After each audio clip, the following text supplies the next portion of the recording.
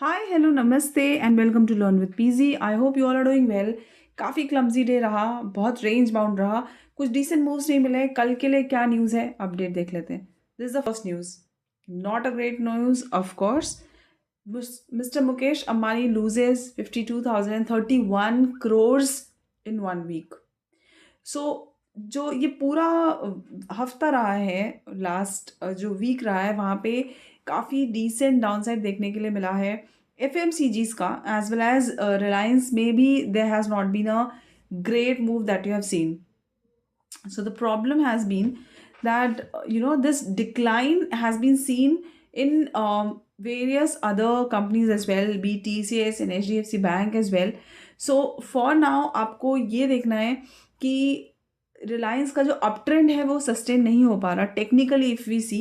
So that is another problem. And the telecom giant Bharti Airtel spearheaded by Sunil Mittal contributed significantly to this enhancement. So definitely telecom में भी competition है इनके पास, और meanwhile Bharti Airtel has done really really well. So I think there are some shifts which are required and we may see something coming in Reliance as well. And मैंने कल भी एक डिटेल में डिस्कशन किया था कि वहाँ पे भी जीएसटी का कुछ न्यूज़ है. सो लेट्स सी, बहुत सारी चीज़ें 21st के बाद ही क्लियर होंगी. And what are the policies which are coming in, that also needs to be taken care of.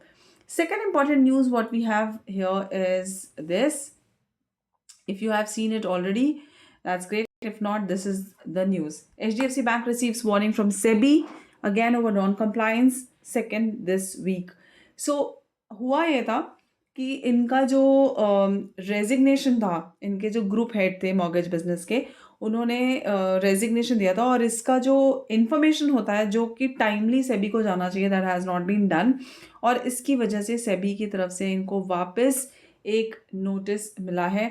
And मतलब कंप्लायंस से रिलेटेड इनको एक नोटिस मिला है that they were suppose to give the detail at time. तो उन्होंने जो notification दिया सेबी को वो काफ़ी टाइम बाद दिया. सो और रेजिग्नेशन के बाद, मिस्टर कपिल के रेजिग्नेशन के बाद, इन्होंने सुमंत रामपाल जी को मॉर्गेज बिजनेस का ग्रुप हेड बनाया.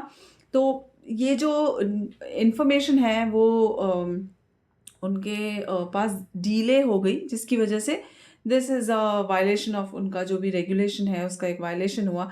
So this is again not a great news. किसी भी स्टॉक के बारे में ऐसा एक न्यूज़ आना अचानक से मार्केट में is not a great news, और ये इनका सेकेंड वार्निंग है इसी हफ्ते में.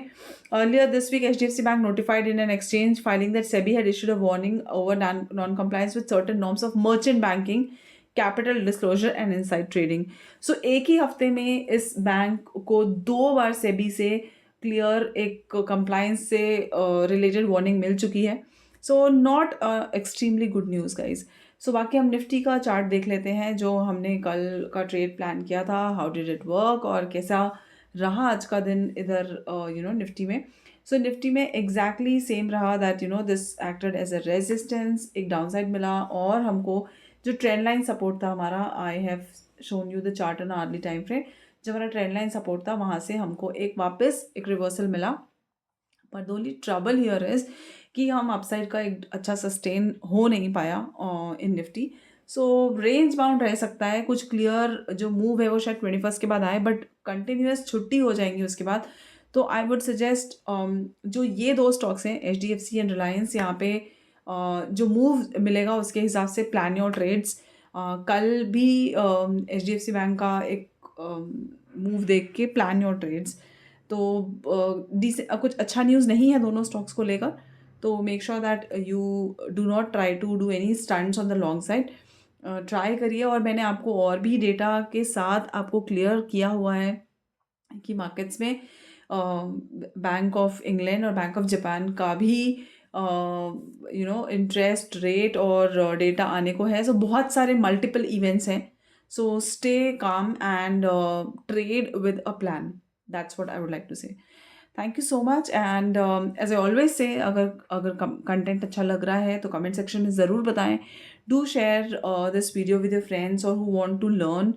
And do not forget to like, share, and subscribe, guys. Good night.